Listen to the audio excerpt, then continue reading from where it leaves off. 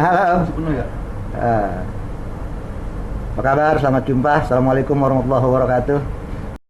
Jumpa lagi.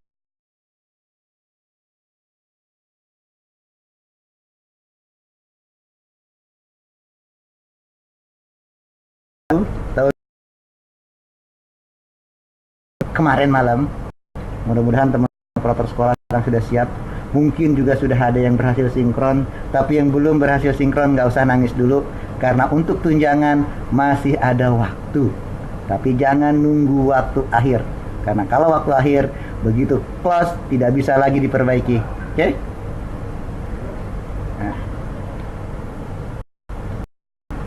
Nah, hari ini kebetulan saya ditemani oleh Mas Popo yang selalu setia duduk di belakang saya. Ya, dan nah kan putus. Oh enggak, kalau itu nggak putus ya. Kalau itu nggak putus, tapi kalau ada yang telepon putus. Yang blok di blok aja bang. Hah? Di apply nomor flight dulu. Jadi wifi doang masuk. Iya, paling gitu. Ntar kalau bunyi telepon gimana? Kalau ada pertanyaan monggo silahkan ditanyakan. Kalau tidak ada pertanyaan nggak usah diada-adakan, ya. Yang pasti di dalam Dapodik yang baru banyak sekali yang baru sesuai dengan namanya Dapodik baru untuk versi 2016. Validasi sebagian sudah dikerjakan di awal, sebagian lagi untuk PTK masih kita validasi di PTK di GTK, ya. Kenapa? Karena hanya yang tidak bisa di Dapodik secara langsung.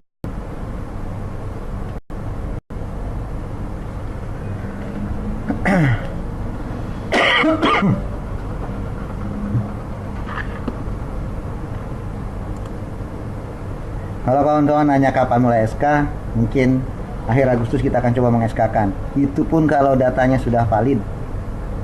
Ya. Kalau data belum valid, ya mau tidak mau belum bisa jadi SK. Seperti biasa.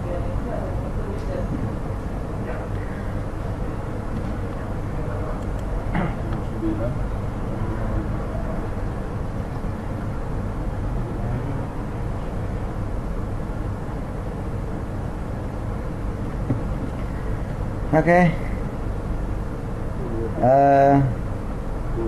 Itu aja dulu pengantarnya. Karena memang kami dari GTK baru mulai menjajaki untuk pengiriman data yang terbaru. Karena memang struktur database juga berubah, jumlah pengisian juga banyak yang bertambah, termasuk sistem penginjekan data kelulusan sertifikasi. Jadi kalau teman-teman yang sudah sertifikasi terus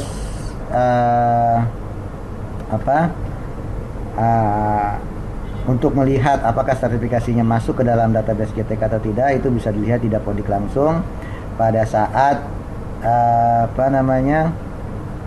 sinkron, atau mungkin pada saat prepil. Saat yang pertama ini saat prepil itu data kelulusan sertifikasi akan diinjek langsung ke database sekolah, sehingga operator bisa mengetahui apakah si guru data sertifikasi sudah masuk atau belum. Tapi kalau untuk sertifikasi kedua, kita sedang proses penambahan dulu. Bisa jadi yang sertifikasi kedua belum masuk, ya. Jadi akan ada usulan data sertifikasi kedua nanti pada saat sinkron berikutnya, khusus untuk yang sertifikasi kedua. Oke, ini ada teman satu dari Pak Kahar Mujahir, ya. Pak Kahar Mujahir ini kalau nggak salah dari Dinas Kabupaten Kota. Betul salah Pak? Ya, mudah-mudahan sih tidak salah, ya. Selamat bergabung, ya. Masih belum banyak benar yang bisa dibahas hari ini, karena memang validasi GTK baru kita coba persiapkan untuk proses validasinya. Tapi isi validasi tidak jauh berbeda dengan tahun-tahun sebelumnya. Seperti nama jangan pakai jangan pakai gelar, jangan hajah nggak usah tidak perlu dimasukkan, dan lain sebagainya. Ya, tanggal lahir. Nah, cuma permasalahan yang sekarang adalah di sekolah tidak bisa memasukkan mengentry data baru untuk guru. Sehingga pengentrian data guru itu harus dilakukan di dinas kabupaten kota. Iya mas? Bukannya tadi udah masuk? Yang sama Ibnu? yang Apa? statusnya boleh T ke P. T ke P, P ke T. Dia Sama pakarnya. Nah, ada. Tadi kenapa nggak nanya langsung mas Ibnu? Langsung aja langsung. Langsung aja. Iya langsung aja. Nah, itu kasus salah satunya yang salah SK. Suaranya double ya? Ya mungkin karena jaringan, Pak. Oke.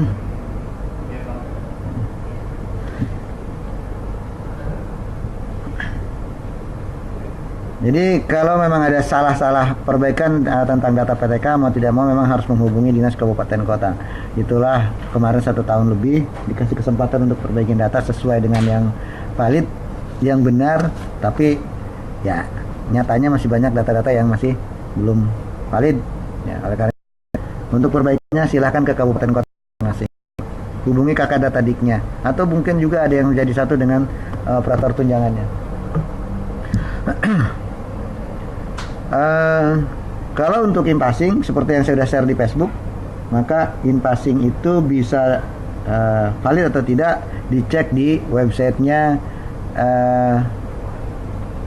Biro Kepegawaian, yaitu di sdm.data.kemdikbud.go.id. Ya, monggo dilihat di sana _8080. Ya.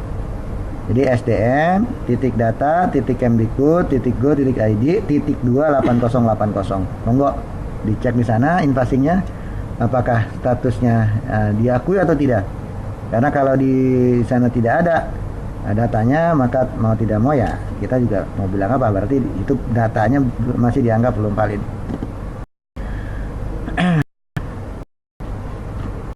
Oke.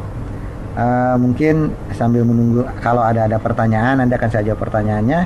Saat ini karena saya juga sedang menyiapkan untuk validasi dan membersihkan data-data terakhir yang yang bulan Januari sampai bulan Juni, maka biarkan saya untuk bekerja dulu. Ya, kalau ada pertanyaan monggo langsung saja ditanyakan, barangkali bisa saya jawab, maka akan saya jawab. Asal jangan nanya pencairan, karena saya tidak mencairkan. Ya.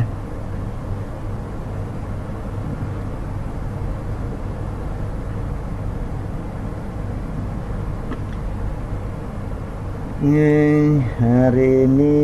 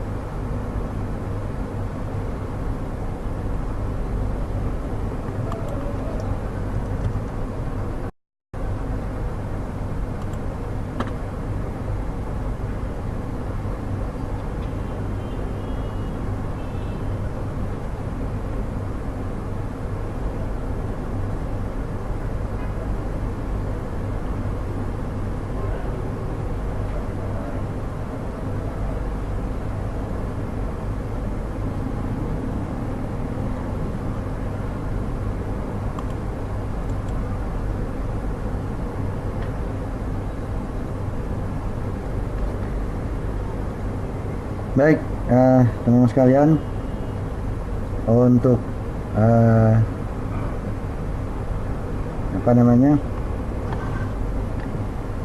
yang banyak kesalahan terjadi itu adalah, ini saya sering ngomong berulang-ulang, barangkali pada siaran yang hari Jumat kemarin juga sudah dibahas, yaitu tentang golongan dan masa kerja yang berpengaruh pada gaji pokok untuk yang PNS. Jadi kalau untuk yang PNS, pastikan bahwa riwayat gaji berkala dan riwayat kepangkatan itu harus dimasukkan minimal 3 histori terakhir. Minimal 3 histori terakhir SK KGB dan SK kepangkatannya.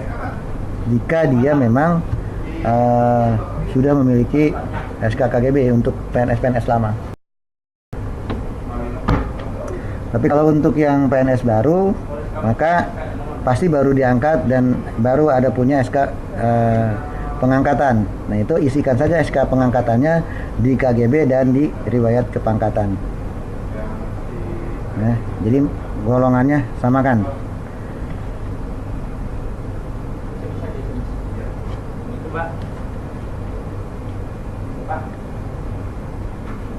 Dan pastikan di riwayat KGB dan kepangkatan tersebut TMT-nya sudah sesuai. Jangan sampai golongan yang lebih kecil TMT-nya lebih baru daripada yang SK terbaru, sehingga yang keluar masih golongan lama. Contoh, misalnya golongan 2A, TMT-nya harusnya diketiknya itu adalah tahun 2011. Terus ada sekarang sudah golongan 3C, TMT-nya 2015. Nah, ternyata TMT yang 2A itu diketiknya 2015 bulan 7. TMT yang 3C-nya justru diketik 2015 tapi bulannya bulan 1. Nah, itu akan menyebabkan TMT golongan 2A-nya tadilah yang dianggap paling baru. Kenapa? Loh, kenapa harus lebay?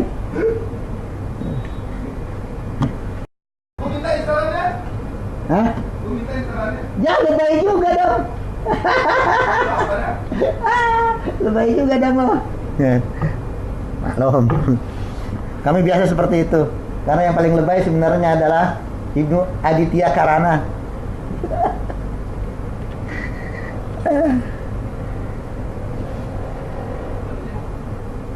Oke. Itu udah harus dipastikan. Karena kalau 2A-nya lebih baru daripada yang 3C, maka yang akan keluar 2A. Nah, lalu bagaimana dengan yang KGB dan kepangkatan, riwayat kepangkatan tadi? Itu kami akan sandingkan. Yang terbaru itulah yang kami ambil dari kedua SK tersebut. Gitu. Ya. Perbaik masih dilakukan di mana-mana, dilakukan di sekolah, sekali lagi dari riwayat pangkatan dan riwayat gaji berkala. Ya, kalau itunya salah, maka bisa dipastikan data yang keluarnya juga salah. Apakah dinas kabupaten kota bisa perbaiki? Tidak bisa. Dia bisa perbaiki temporary sifatnya. Pada saat dia perbaiki di simtunnya, maka begitu proses SP jalan itu akan tertimpa lagi dengan data yang dari sekolah. Gitu. Apakah pusat dan pusat bisa memperbaiki? Temporary juga, nggak bisa, itu permanen. Yang permanen dari mana? Yang permanen itu yang dilakukan di sekolah. Setelah perbaikan sinkron.